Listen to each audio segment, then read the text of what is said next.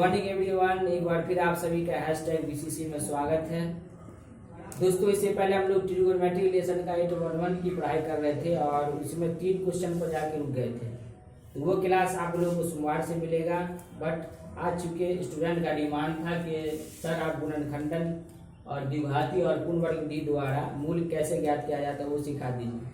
तो आज मैं उसी को लेके आया हूँ आप लोगों के बीच एक बार फिर गुणनखंडन से। तो इसमें मूल 3 विधि से ज्ञात किया जाता है। दोस्तों, एक रिक्वेस्ट और है आप लोगों से कि वीडियो को प्लीज़ फुल स्क्रीन देखा कीजिए, क्योंकि अभी मेरे पास कैमरे की समस्या है और आप लोगों का सहयोग ही हमें और आपको भी आगे बढ़ाएगा। इसलिए लाइक सब्सक्राइब करके फॉरवर्ड भी दोस्तों में कर दीजिए, जो क्लास 9th में है, 10th में कहीं भी है। तो आइए बिना कोई टाइम गंवाए गुणनखंडन विधि से मूल कैसे ज्ञात किया जाता है उसके बारे में सीखते हैं। मूल 3 विधि से ज्ञात किया जाता है। तो पहला गुणनखंडन है, दूसरा द्विघाती सूत्र विधि और तीसरा पूर्णवर्ग विधि। तीनों विधि से एक ही आंसर आता है। कुछ ऐसा प्रश्न होता है जो हम लोग द्विघाती से निकालते हैं, वो गुणनखंडन पे नहीं बन पाता, लेकिन बहुत सारा ऐसा भी क्वेश्चन है जो तीनों पे बन जाता है। तो गुणनखंडन विधि द्वारा मूल कैसे ज्ञात करते हैं उसके लिए हम लोग समझते हैं कि यहाँ क्वेश्चन आप लोगों को दिख रहा होगा, एग्जाम्पल लिया समझाने के लिए कि x² - x - 20 = 0। इसका हम लोग जैसे क्लास 9th 8th में नॉर्मल गुणनखंड करते हैं वैसा ही करेंगे। इसमें कोई बहुत बड़ा चेंजिंग नहीं है। जो नॉर्मल गुणनखंड करते थे वैसा ही गुणनखंड करना। तो कैसे करते थे? तो x² का गुणांक जो होता है पीछे, यहाँ कोई नंबर नहीं है तो कुछ नहीं है, तो 1 जरूर है। इसका जो गुणांक है कोफिशिएंट वो 1 है यहाँ। तो पहले वाले x² के गुणांक से अंतिम वाले पद के साथ गुना कर दिया जाता है। तो x² का गुणांक 1 है, तो 1 से 20 को गुना करिए तो 20 मिलेगा। 20 का लॉसा निकाल लेंगे। 20 का एलसीएम करने पे 2 आएंगे, 20 2 पंचे 10। तो इसका फैक्टर हम लोग को मिला 2 2 और 5। 2 2 और 5। अब इसी 3 फैक्टर में से 2 संख्या ऐसा निकालना है कि आपको जोड़ने और घटाने पे ध्यान दें कि जोड़ने या घटाने पर ये जो मध्य वाला है, या मध्य में -x है, और भी कुछ नंबर हो सकता है, -4x हो सकता है, 3x हो सकता है, 5x हो सकता है, कुछ भी हो सकता है। तो यहाँ पर कुछ नहीं है तो 1x है। तो जोड़ने या घटाने पे मध्य वाला, इस नोट्स को याद रखिए कि फैक्टर निकाल लेने के बाद उस फैक्टर में से 2 संख्या ऐसा चुन के निकालना है कि जोड़ने या घटाने पे मध्य वाला और दूसरा गुना करने पर, यानी उसी 2 में से, उसी फैक्टर में से जो हम लोग निकालेंगे, उसी फैक्टर में से उसको गुना करने पर एलसीएम वाला मिल जाए। एलसीएम वाला जो टर्म है वो मिल जाए। अब एलसीएम वाला मिल जाए। अब जैसे इसमें 1 को 20 से गुना दिए, x² के गुणांक से पहले वाले से 20 को, तो 20 आया। 20 का फैक्टर निकाल लिए तो फैक्टर 2 2 और 5 मिला। अब इसी 2 2 और 5 में से संख्या हमको 2 ही निकालना है, जो जोड़े या घटावे।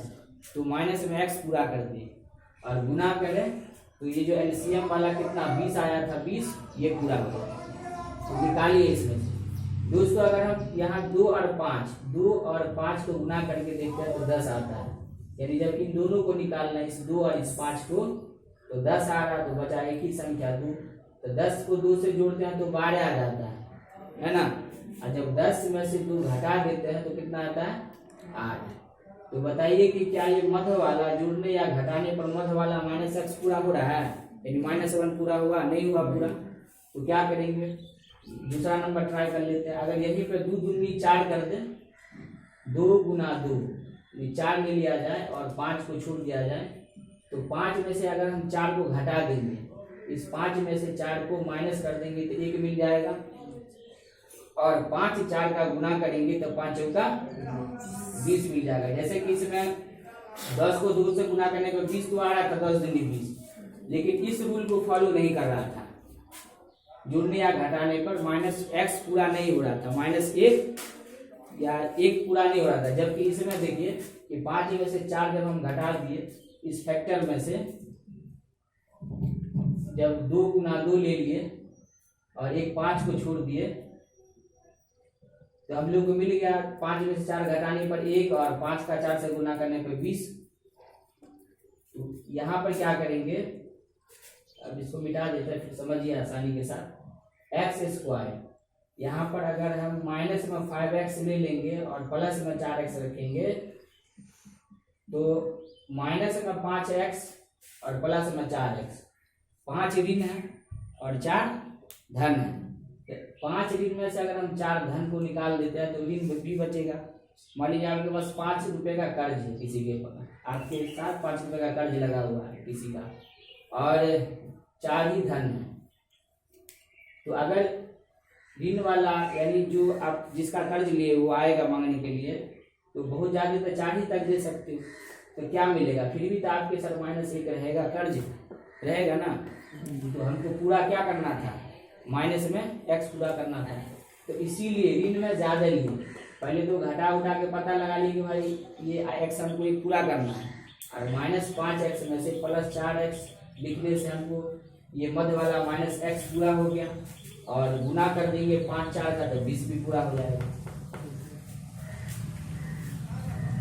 तो अब यहाँ पर कॉमन करना, अब ये 4 टर्म में बट गया, ये 2 टर्म और ये 2 टर्म, पहले 3 था लेकिन इसके आने की वजह से 4 टर्म हो गया। तो 4 टर्म होने की वजह से हम लोग इसको 2 टर्म में बांट देंगे और कॉमन लेंगे। कॉमन लेने का मीन्स क्या कि उन दोनों का HCF करके आप पता लगाओ कि कौन संख्या कॉमन आएगा। अब जैसे यहाँ x स्क्वायर और 5x है तो इसमें क्या कॉमन आ सकता है, इसमें 1 है, इसमें 5 है, तो 1 5 का मौसम क्या आता है, 1 ही आएगा। तो 1 तो यहाँ हम लिखेंगे नहीं, लेकिन इसमें x है, इसमें x स्क्वायर है, यानी x गुना के रूप में इसको 2 बार मिलेगा, इसमें 1 बार मिलेगा। तो HCF का रूल है कि जो न्यूनतम होता है उसी को लिया जाता है। तो एक x कॉमन आएगा, लेकिन हम लोग 1 को नहीं शो करेंगे, सिर्फ x को शो करेंगे। x कॉमन आ जाएगा तो इसका एक x अंदर बचेगा, -5 भी रह जाएगा ये प्लस। अब दोस्तों यहाँ पे क्या होता है कि जो साइन होता है ना प्लस है तो प्लस ही कॉमन आएगा, और आप डायरेक्ट x -5 यहाँ लिख दीजिए, और यहाँ इस तरीके का संख्या कॉमन आवे जो इसको गुना करने से 4x - 20 पूरा होना चाहिए। डायरेक्ट लिखने का ये मतलब है कि x -5 और x -5 में से एक युग्म को छांट लिया जाता है मूल्य ज्ञात करने के लिए। तो दोस्तों अगर 4 कॉमन हम ले लेते हैं तो 4 को x से जो मल्टीप्लाई देंगे तो 4x भी हो जाएगा, और प्लस माइनस 4 पंचे 20, ये भी पूरा हो जाएगा। तो हम लोग श्योर है कि 4 ही कॉमन लिया जाए इसमें, और इसमें x ही कॉमन लिया जाए तो बेस्ट रहेगा। तो इसीलिए इस जोड़ा युग्म में से x -5 को छांट लेंगे एक बार, बराबर में 0 दे देंगे, क्योंकि हम लोग को मूल्य ज्ञात करना है। क्लास 10 में 0 इस पर लगा के मूल्य ज्ञात किया जाता है, 9 में ऐसा ही छोड़ देते।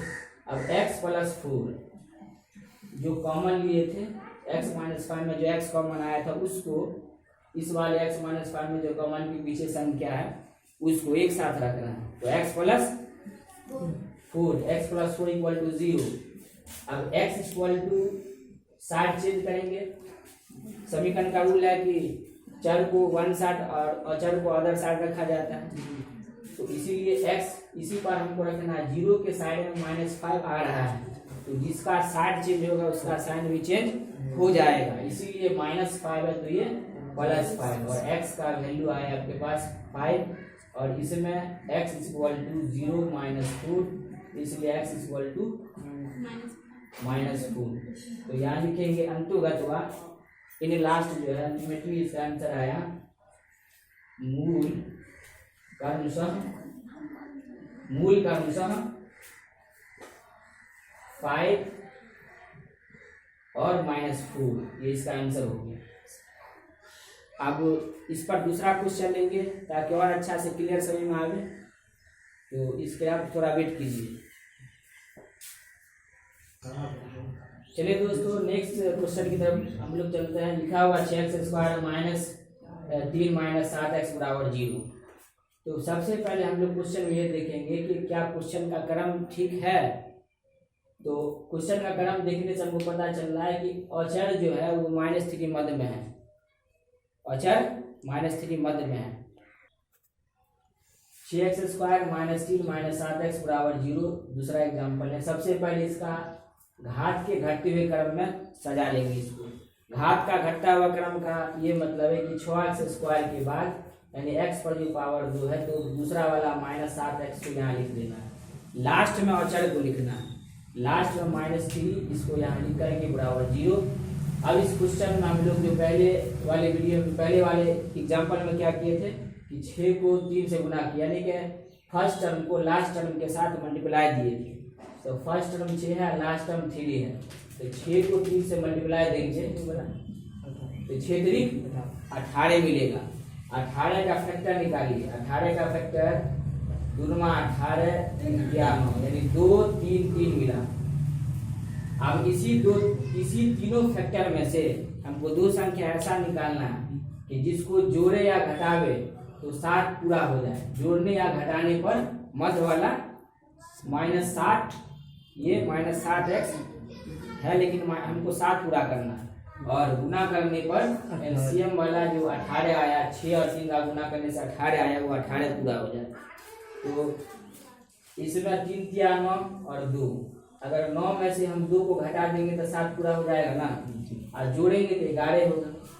तो 11 तो यहाँ मध्य में 7 तो 11 नहीं है, तो इसीलिए 9 लेंगे और 2 लेंगे, 6x² -9x और +2x अगर यहाँ रख देते हैं तो माइनस ऋण ज्यादा और धन कम होने की वजह से -9 में से +2 का कैलकुलेशन करने से -7x आ जाएगा।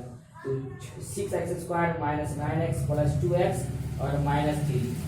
अब पहले ये 3 टर्म का था, एक टर्म बढ़ जाने से ये 4 टर्म में बढ़ गया। अब इन दोनों का ग्रुप बना लीजिए और इन दोनों में कॉमन कीजिए।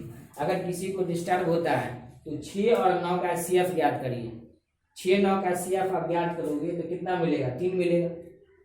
6 9 का CF ज्ञात करने से क्या मिलेगा? 3 मिलेगा। 3 दूनी 6। तो इन दोनों में 3 कॉमन आ जाएगा, यानी पहले संख्या का कॉमन करेंगे तो 3 कॉमन आएगा, और यहाँ x² है, यहाँ x है, यानी x पर डबल और ये सिंगल, तो एक x तो कॉमन आ ही जाएगा। तो 3x कॉमन आने से 3 को कितना से मल्टीप्लाई देंगे जो 6 हो जाएगा, तो 3 दूनी 6, इसलिए 2 यहाँ लिख देना 2x, और माइनस में 3 तिया 9 होता है तो 3 लिख दीजिए। x तो इसका ऑलरेडी पहले से कॉमन है, 3x अगर इन दोनों का मल्टीप्लाई देंगे तो ये दोनों टर्म पूरा हो जाएगा, प्लस प्लस प्लस 3 दूनी 6 x² प्लस माइनस माइनस और 3 तिया 9x पूरा हो गया। अब बताए थे उस टाइम पे के जो बीच में साइन होता है, जैसे +2 दिख रहा है तो इसका +2 ही कॉमन आएगा, पहले प्लस कॉमन आएगा, और इन दोनों में क्या कॉमन आएगा, तो जो यहाँ है वह यहाँ सेव होनी चाहिए, अन्यथा आपका यहाँ क्वेश्चन लिया हुआ गलत है। तो देख लेता हम लोग, ये क्या हम लोग का तो गलत नहीं है। 2x - 3 अगर यहाँ लिख रहे हैं तो क्या कॉमन आनी चाहिए? 1। यदि हम 1 से +1 से +2x और -3 को मल्टीप्लाई देंगे तो ये पूरा हो जाएगा कि नहीं होगा? प्लस प्लस प्लस 1 दूनी 2x प्लस माइनस माइनस 1 तिया 3 इक्वल टू 0 लगा दीजिए। अब क्वेश्चन के अंतिम स्टेप में हम लोग बढ़ रहे हैं 3x + 1, एक बार इसके बराबर में 0 रख देंगे, और जो दोनों एक जैसा मिलता जुलता है 2x - 3 और 2x - 3, तो इन दोनों को यहाँ लिख करके इसके वजह में भी 0 रखेंगे और वैल्यू निकालेंगे x की, तो 3x = 0 के इस पार आएगा तो -1 हो जाएगा, और x का मान -1/3। इसमें भी 2x = इस पर आएगा तो साइड चेंज होगा, माइनस से ये प्लस में 3 हो जाएगा, और इसलिए x = 3/2। अब मिला लेते हैं हम लोग एक बार, कुछ सही है, सब ठीक है। गुणनखंड विधि से आज हम लोग मूल ज्ञात करना सीखे हैं, और मेरा अगला प्रयत्न और आप लोग का भी प्रयत्न रहेगा तो द्विघाती सूत्र विधि से कैसे मूल ज्ञात किया जाता है वो सीखेंगे। पसंद आए तो लाइक कीजिए, प्लीज सब्सक्राइब करके फॉरवर्ड भी करिए।